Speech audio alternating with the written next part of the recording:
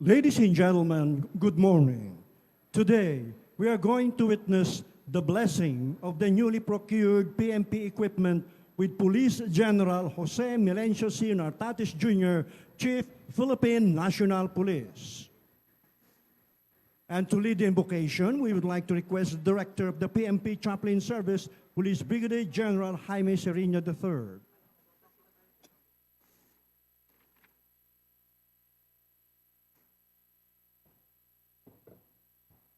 Let us tune our hearts in the holy presence of God and offer prayer.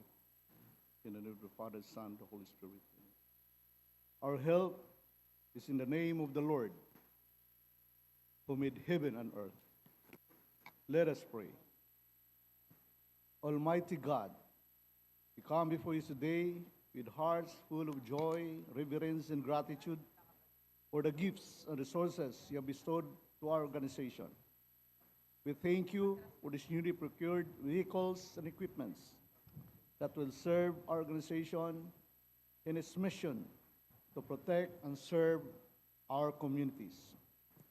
Lord God, we ask you to bless these vehicles and equipments that may be instrument of peace, safety, and justice. May they carry your presence as they traverse our roads, bringing comfort to those in need and assurance to those who seek protections. May these tools and equipments of service foster a spirit of collaboration and trust between the Philippine National Police and our community we serve.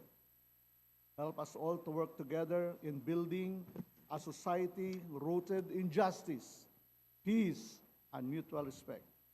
And I, in the authority of the Church, to give my blessing to these holy waters, who reminds baptism and protection from any danger, in the name of the Father, and of the Son, and of the Holy Spirit. Amen. Amen.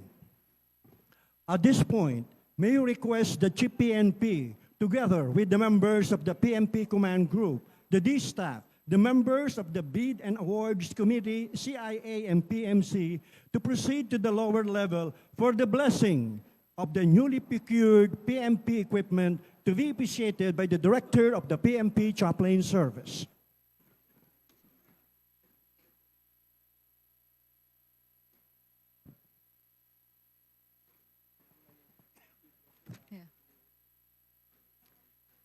Ladies and gentlemen, the equipments being blessed are the following: all-purpose waistcoat vest, 3,711 units, a versatile vest worn by PNP personnel designed to carry essential equipment while providing comfort and mobility in various operations. CDM equipment, 800 units, specialized gear used by the Philippine National Police to support crowd dispersal and maintain public order during civil disturbance operations. Automated night vision device, 403 units, cutting-edge technology that gives PNP personnel a clear tactical advantage in low light and nighttime operations. Non-lethal equipment, 600 units. Modern solutions that enable the PNP to enforce the law with precision while prioritizing the safety of civilians and personnel. Personal carrier 4x4, 117 units. A dependable all-terrain vehicle built to transport officers swiftly and safely wherever duty calls. 71 units of light motorcycle, a nimble and efficient ride that ensures rapid response and heightened visibility in both urban streets and rural routes. Once again, the list of equipment are 800 sets of CDM equipment, 3,711 units of all-purpose waistcoat vest, 600 sets of non-lethal equipment, 403 units of automated night vision device, 117 units of personal carrier 4x4, and 71 units of light motorcycles.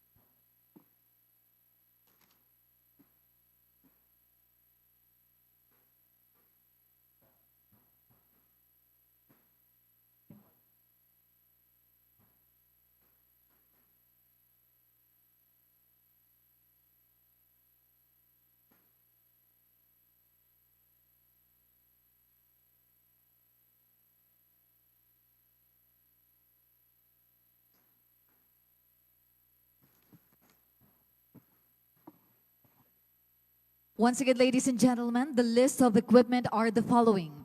800 sets of CDM equipment, 3,711 units of all-purpose waistcoat vest, 600 sets of non-lethal equipment, 403 units of autogated night vision device, 117 units of personal carrier 4x4, and 71 units of light motorcycles.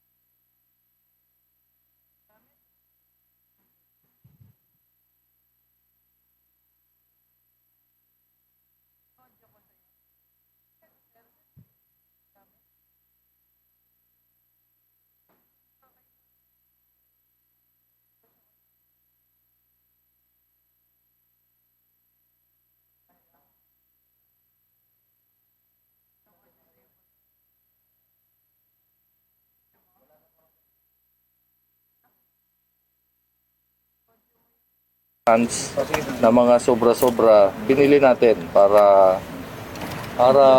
mabilis makatulong, and this will augment the capability of our patrollers or our units to deny the occurrence of focus crime, and especially to augment the capability of our tourist police nationwide. There are 10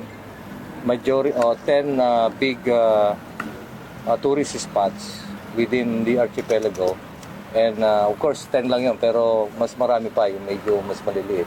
This will improve their capability in terms of visibility, response.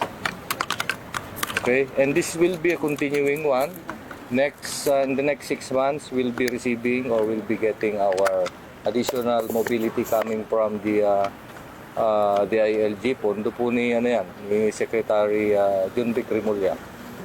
It's about 700 motorcycles, and meron ding body-worn camera with pwedeng radio siya, no?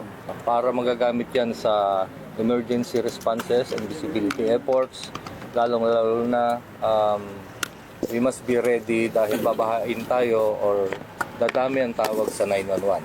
As of now, 60,000 per day ang tawag ng 911, that we are part of the responders in that 911 Unified 911. Sir, yung, Okay, sir, question. yung mga sasakyan at saka itong mga motor, saan, bukod sa NCRPO, saang region pa po ipapamahal? Ito is priority or earmark dito sa mga tourist police para para matulungan natin or mapaganda yung response, lalong-lalo na protection of our tourist industry and tourist spots as well as the travelers. Sir, paano po ngayong Holy Week saka summer vacation, mapakinabangan na po natin ito? Yes, mapakinabangan na to. This, what is shown right now is only about 20%. Yung iba, nandyan na. Kasi useless na dadalhin natin dito, tapos i-dispatch din naman. This will be dispatched immediately. Actually, yung mga nakatayo dyan, or present with the drivers, yan ang mismo yung driver, and they will go on their respective units already. Okay, and yan, para yan sa not only for tourist police unit, but also it is earmarked to be used for crime prevention, visibility. Lalong-lalo na, it will also be used in various operations as well as activities. Maraming activities. Meron tayo ngayon summer vacation, Holy Week, and lalong-lalo na ang ating ASEAN tayo. Kalimutan mo na eh. Until when? Tapos meron pa November 1, susunod, di ba? Opo. Ano pa, after November 1, Pasko. Tapos summer na naman, di ba? Holy Week. Ganun lang, ikot lang tayo. Sir, At, until when na makukomplete natin itong capability enhancement program ng PM? This is a continuing one. We have a 2 billion funds, laging nire-release yan every year. And when we say capability, it is a continuing one. 2 billion is not enough. Pero pagkakasyahin natin, depende na lang kung anong availability. In the past years, we have crafted a proposal that is a capability enhance program, mas enhance pa. Pinogram natin yan in the next 5 years or 10 years, amounting to 112 billion. Yun, medyo ideal na ang ating police force. Pero hindi naman natin makuha, and or pagka-green natin, okay. It will also include the construction of police stations, as well as the equipment, as well as the training, and to include our number of police to be recruited. So we should have an ideal of 1:500 police to population ratio. Ngayon, 1:600 plus or 640. If we're going to compute the actual number of police on the street, kasi kung halimbawa 230,000 tayo, 235,000, 115 million tayo, that would be 400 or about 500, ideal na. But it's not. May NUP tayo, hindi naman patrollers. Meron tayong mga police dito sa headquarters, about 1585 deployment scheme. Meron din tayong mobile forces, may sarili yun na ibang activities. At meron din tayong mga maritime and other specialized units. And what I'm talking is about the actual patrollers on the ground. Sir, yung sikat na masusustain natin yung mas mababang crime rate at mas tataas yung solution efficiency natin dahil sa mga gamit. What's so important is, sinabi nga natin, serbisyong mabilis, tapat at nararamdaman. It is not enough that you are seen in the street. No?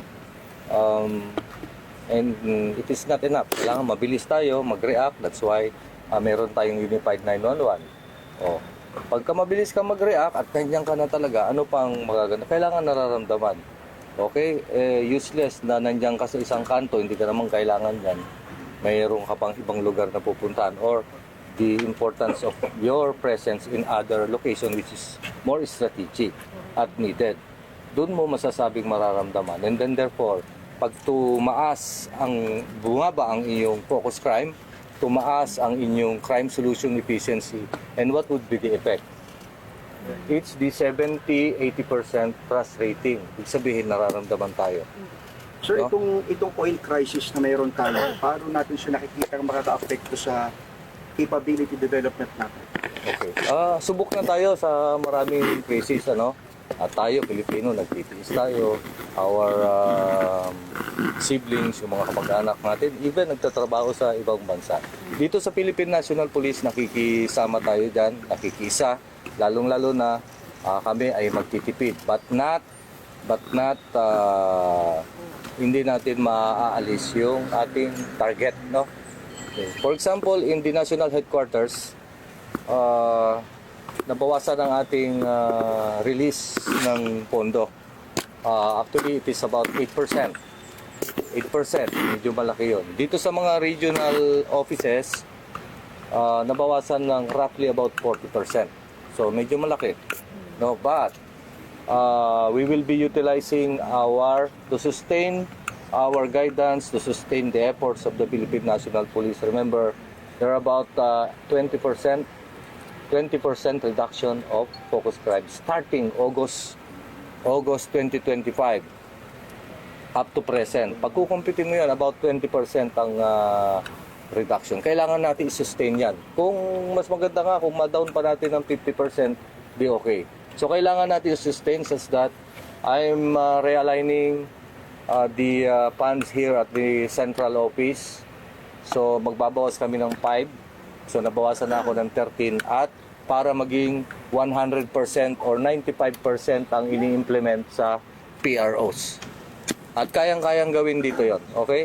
Babawasan natin ang reserve fund and as well as the funds nitong mga kamkrame as well as the national support units kung pwedeng bawasan. At kayang-kaya naman, no?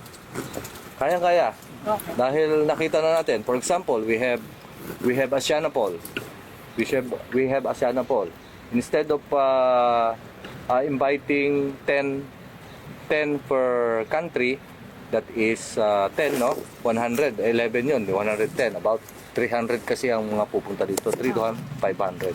Imbitahan lang natin yung mga important personality. Hindi na mandatory ang head of the delegate, ibig sabihin yung mga chief of police ng mga ibang nation, no? At dito, no more tour for the wives or spouses. At meron pa mga ibang activities.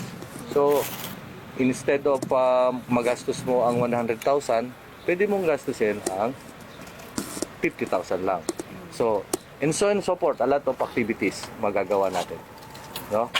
I have talked with our resource managers, led by the controller, as well as the logistics, as well as the personnel, at kayang-kayang gawin.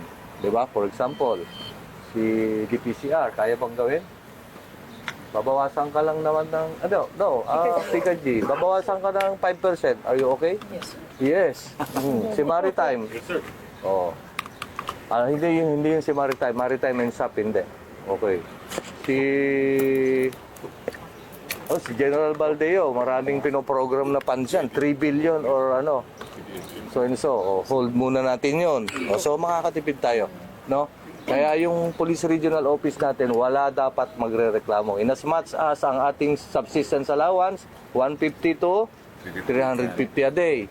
Ang ating MOE per capita, 1:2,000. From 1,360, ang nabutan ko nun, ang liit.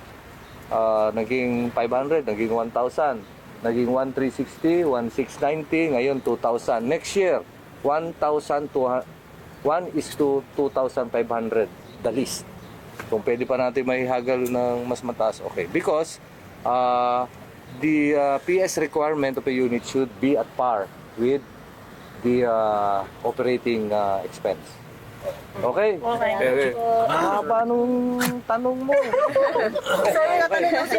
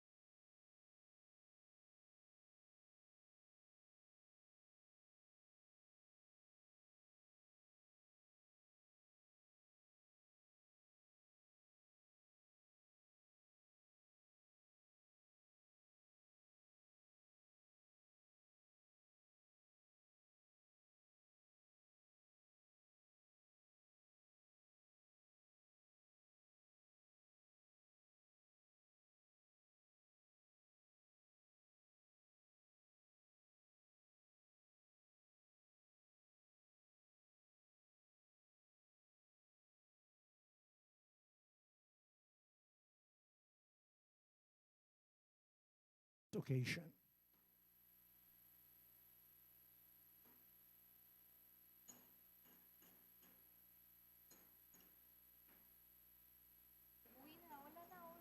And that concludes this ceremony. Magandang umaga po.